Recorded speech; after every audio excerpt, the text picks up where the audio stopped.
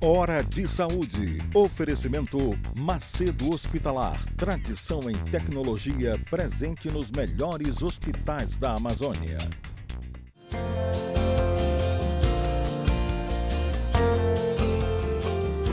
Caros amigos, bom dia e mais uma vez no nosso programa Hora de Saúde. O programa dominical que trata de saúde. Para o estado do Pará todo e aqui em Belém, canal 13, TV RBA.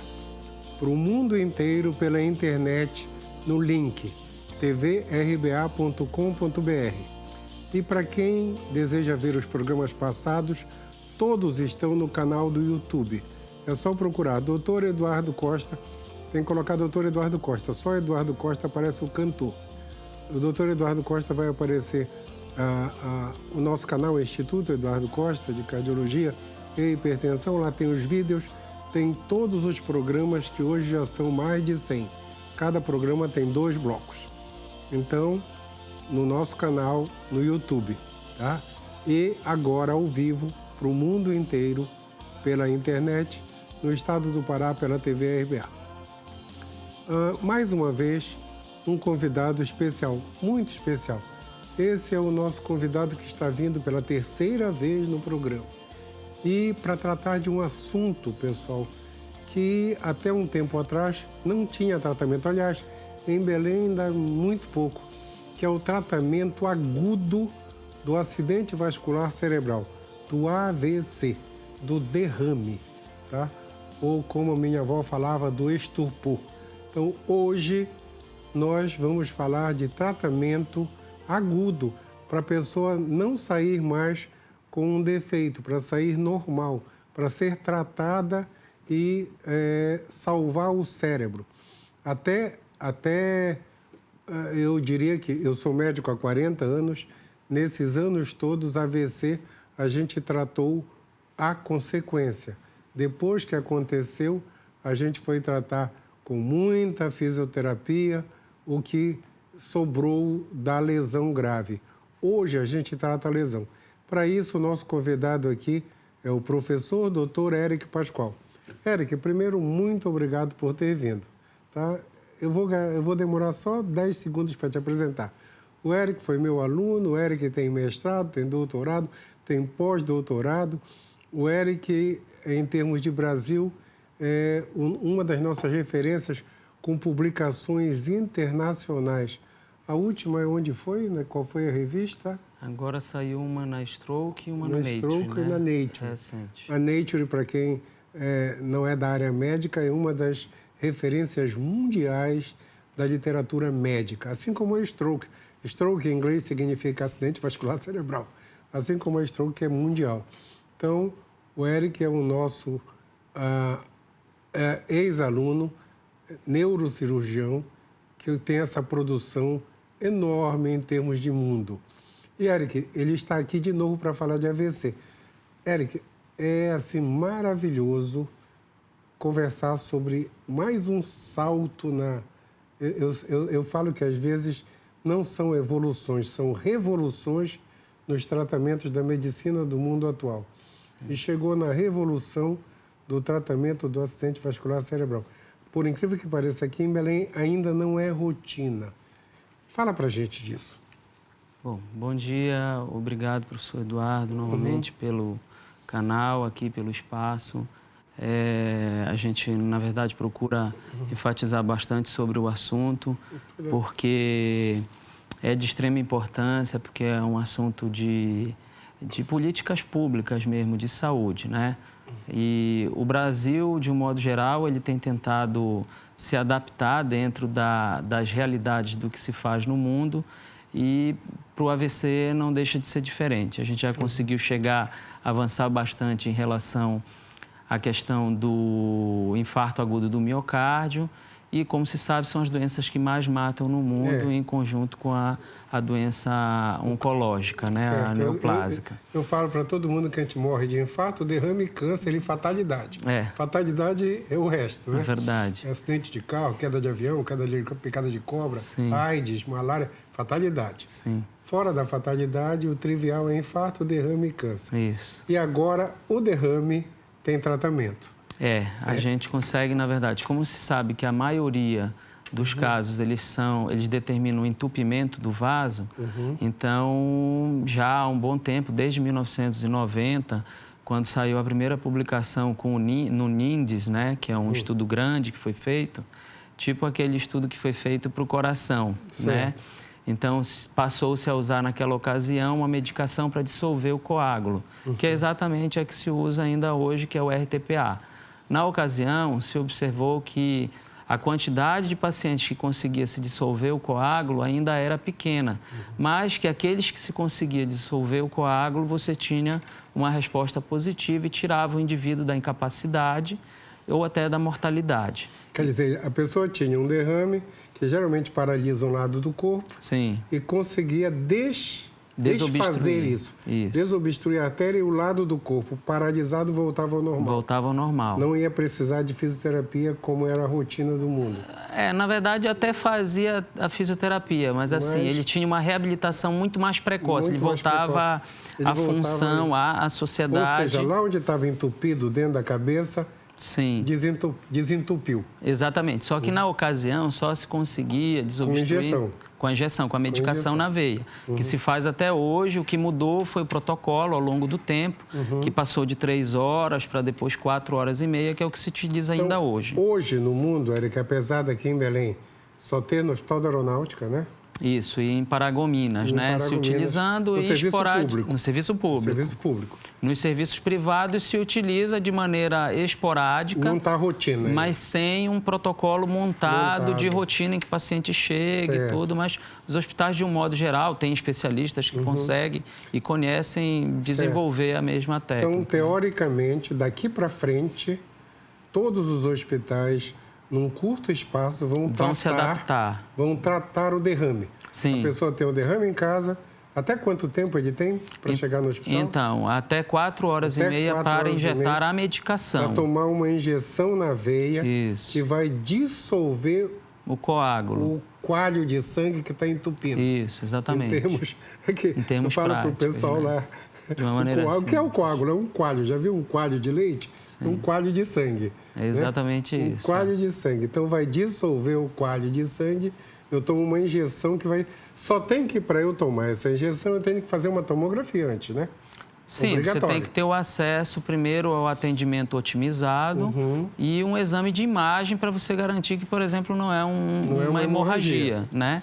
Se for hemorragia, vai piorar total. Aí é outro tipo de tratamento que você vai, outro protocolo, né? Mas assim, você fazendo o atendimento adequado, né? Isso inclusive é um estudo da Organização Mundial de Saúde, que ele mostra exatamente isso. Se você conseguir pelo menos fazer o atendimento otimizado, você consegue reduzir a quantidade de pacientes que vai ter um grau sequelar importante, né? Vai ficar com um defeito. Isso. É fantástico isso. Então, na verdade, o atendimento otimizado, ele é o pulo do gato inicial, né, que a gente diz. E eu te convidei, Eric, porque recentemente até a Veja publicou isso aí. Sim.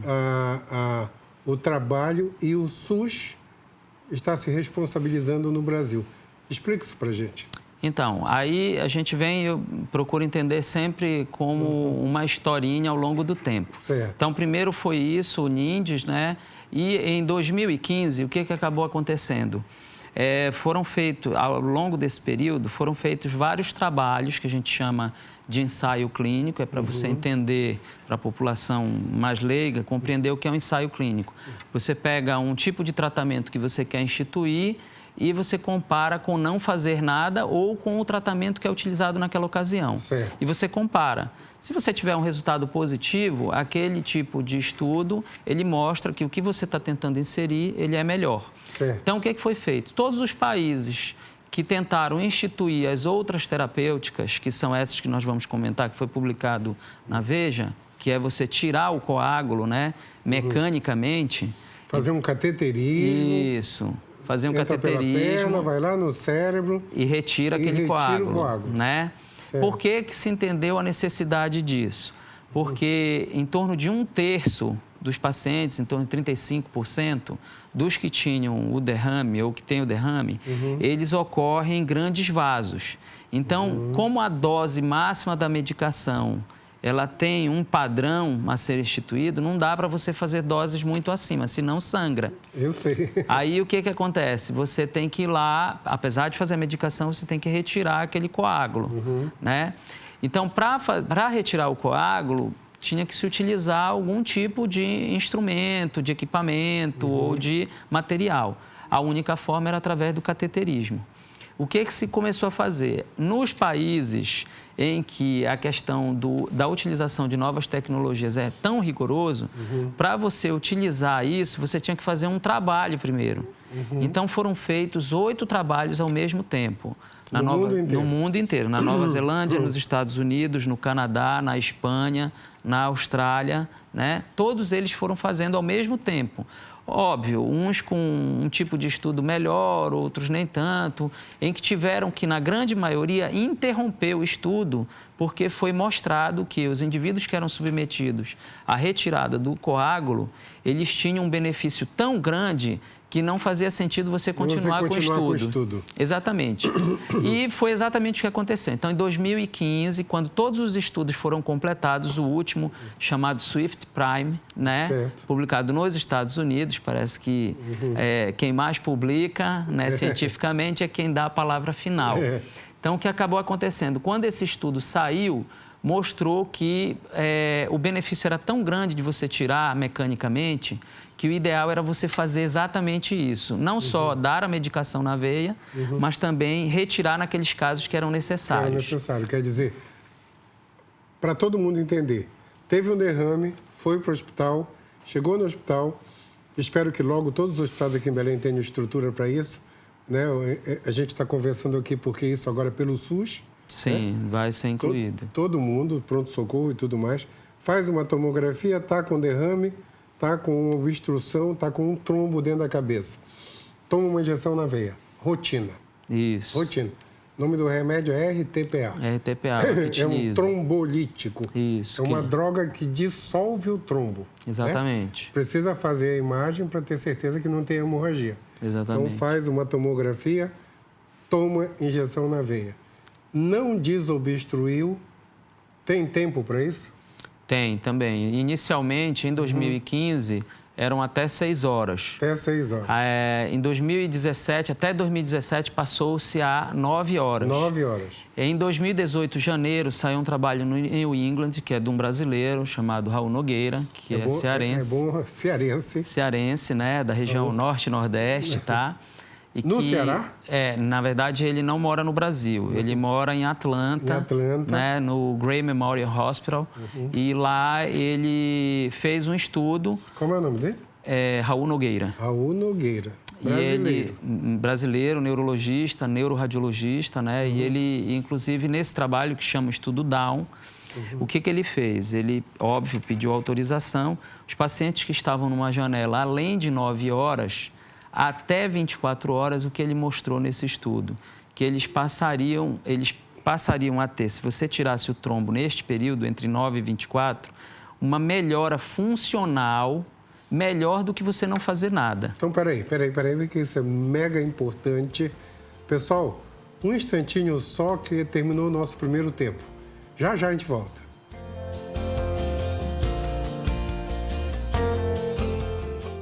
Hora de Saúde. Oferecimento Macedo Hospitalar. Tradição em tecnologia presente nos melhores hospitais da Amazônia.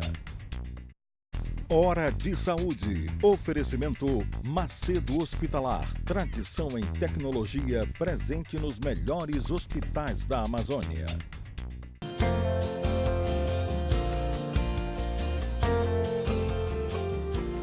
Continuamos. Eric, e aí? Então, estamos numa janela agora que passou de 9 horas e foi até 24. Explica o que ele fez. Então, no estudo Down, o Raul Nogueira observou que os pacientes que, teoricamente, não se beneficiariam de retirar o trombo porque passou das 9 horas, observou-se que ele tinha uma melhora funcional com os pacientes. Melhor do que não fazer nada, tá? Então, ele foi tirar o trombo depois das 9 horas? Depois das 9 horas até 24 horas, né? Certo. Tirou o trombo. Tirou o trombo e mostrou que os pacientes, na reabilitação, tinha uma melhora funcional importante. Para a gente ter uma noção, a gente considera o chamado TICE, né, que é a revascularização, mesma coisa que se faz para o coração, se faz para o cérebro. É uma cópia-cola. Então, a cardiologia, eu sempre digo que está 1000 anos na frente de qualquer especialidade na pesquisa e de forma pragmática. Eu comecei a fazer trombolítico, eu morava em São Paulo, lógico, em 82. Sim. 82 a gente já fazia trombolítico. Olha o tempo, né? Chegou no cérebro em 90, né?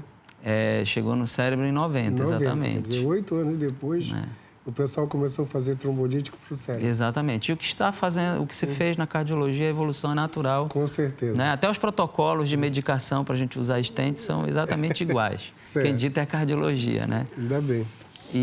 Então, o que aconteceu? A gente classifica os doentes em TCI, né, TICE, que vai de 0 até 5.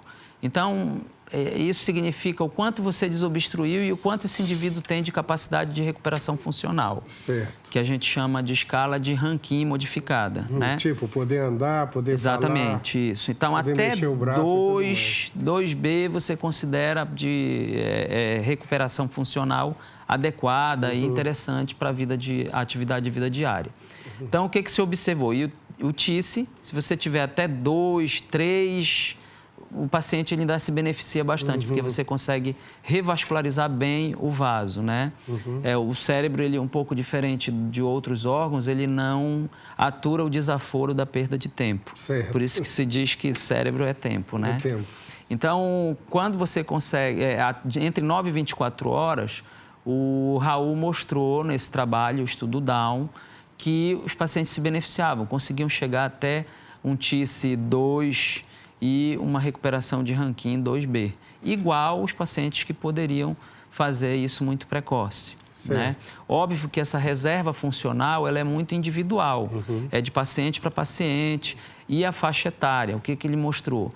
Os pacientes que, por exemplo, para retirar mecanicamente, o protocolo para fazer só a medicação, ele considera uma faixa de idade, ou seja, indivíduos crianças ou muito jovens e acima de 85 anos, na verdade, o protocolo para medicação, ele não é muito bem estabelecido, ou seja, ele se torna perigoso. Perigoso porque pode criar um AVC. Uma hemorragia. Um AVC. Com mais susceptibilidade do que o indivíduo da faixa que é estudado. Certo. Por isso que os protocolos, eles usam de 18 até 85 anos de idade. De 18 até 85. Só que com a retirada do trombo, você pode fazer isso independente da faixa de idade, né? Até 100 anos. Então, ainda mais aqui na região amazônica, que você tem tanto AVC por anemia falciforme.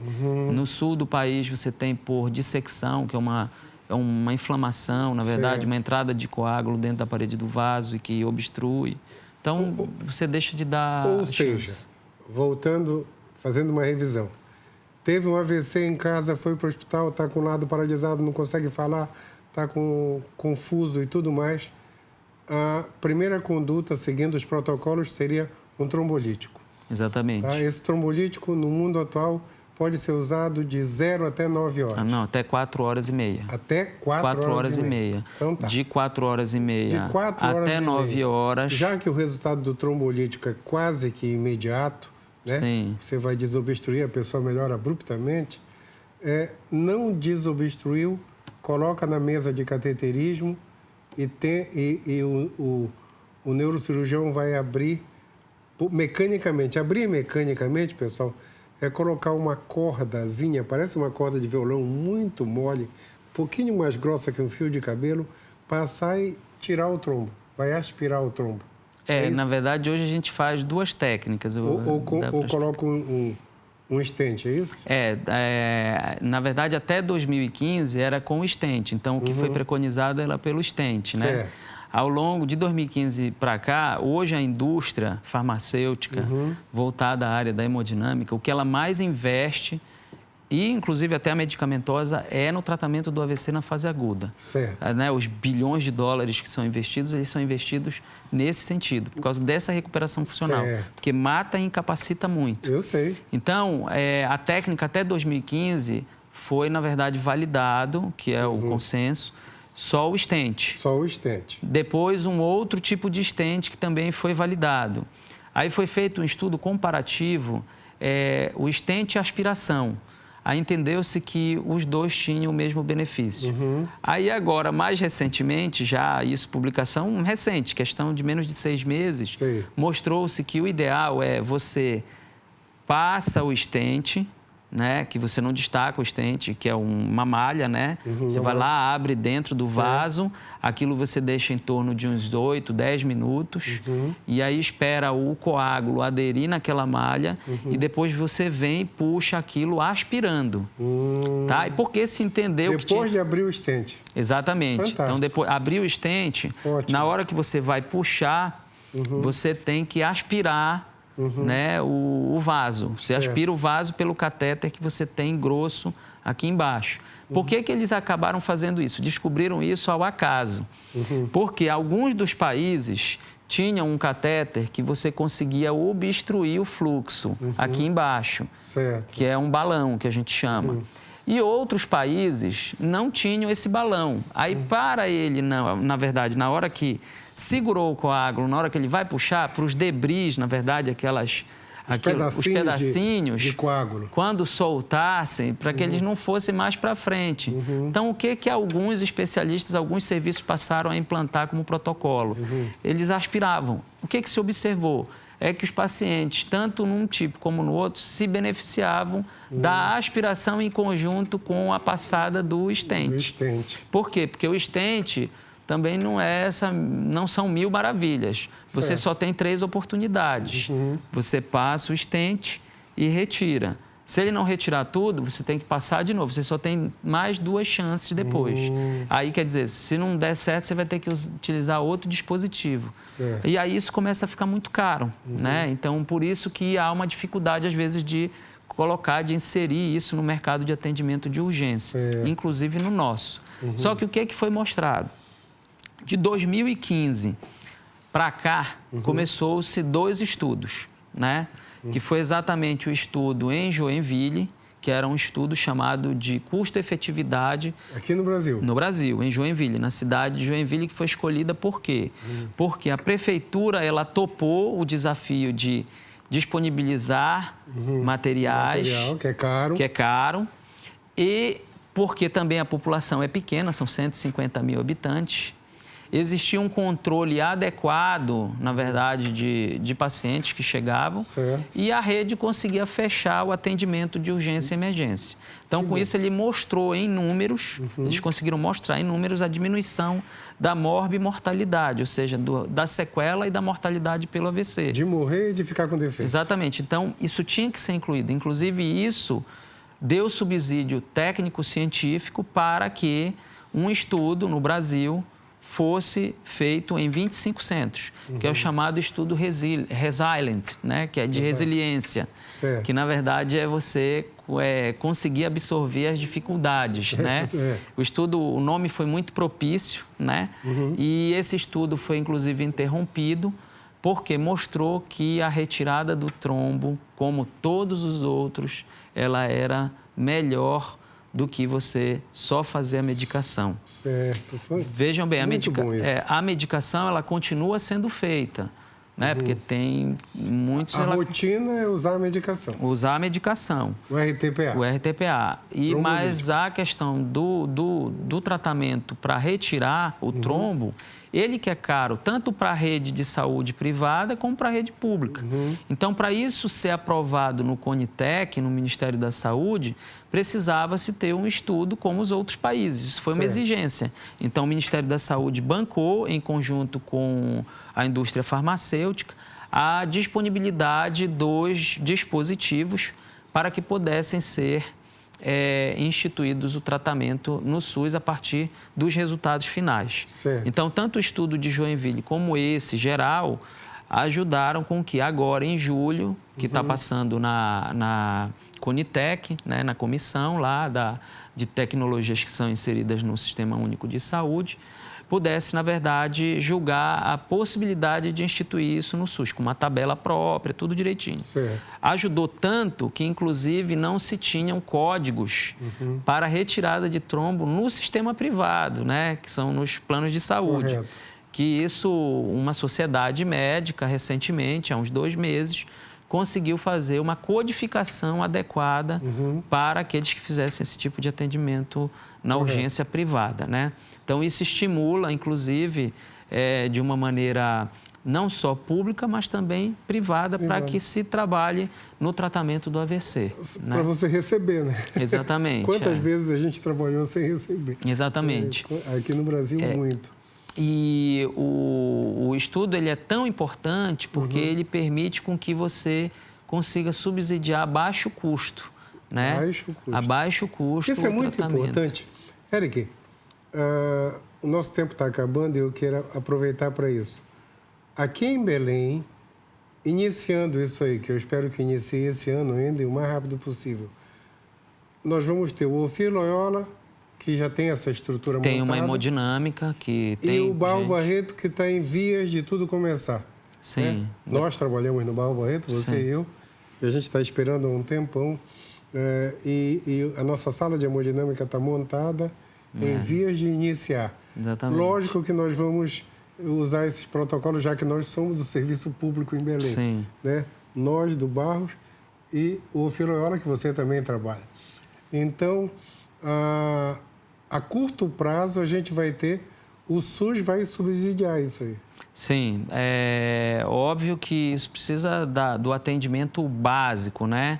Então, essa rede você forma, isso é para ter para todo mundo.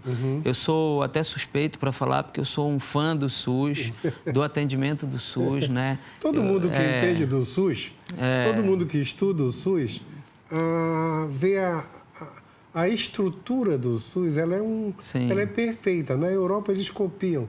Exatamente. O que a gente tem aqui no Brasil, eu sempre falo, aí o problema é político.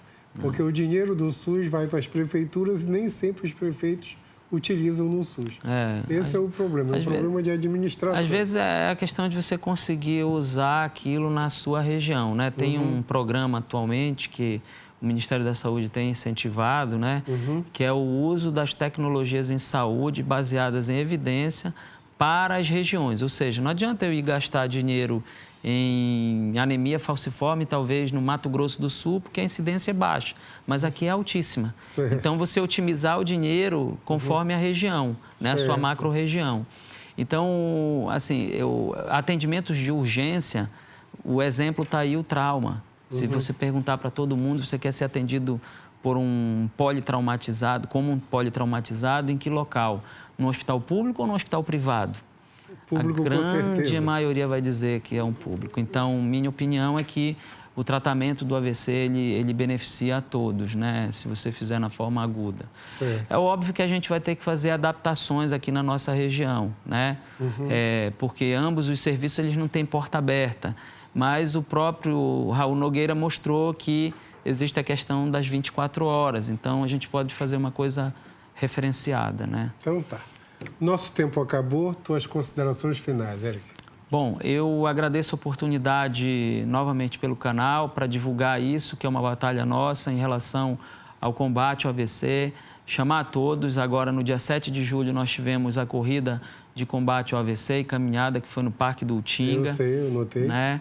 E no dia 20 e 21 de setembro, nós vamos ter o 6º simpósio, na verdade, né, de combate ao AVC no estado do Pará. Correto. Em que vem gente de fora, vem gente envolvida com os aplicativos de atendimento, né, que nós já comentamos em outra oportunidade aqui. E nesse ano a gente vai ter novamente o atendimento inicial, que é um curso de simulação, e nós vamos ter um curso de cirurgia ao vivo para os casos de AVC hemorrágico. Você ou alguém da Neuro, do grupo, vai vir aqui antes disso para continuar essa conversa aqui nós. Tá bom. Infelizmente, nosso tempo acabou. Pessoal, uma semana iluminada para todas e AVC agora tem tratamento. Que maravilha! Isso é uma revolução na história da humanidade. Até o próximo domingo. Iluminado para vocês. Hora de Saúde. Oferecimento Macedo Hospitalar. Tradição em tecnologia presente nos melhores hospitais da Amazônia.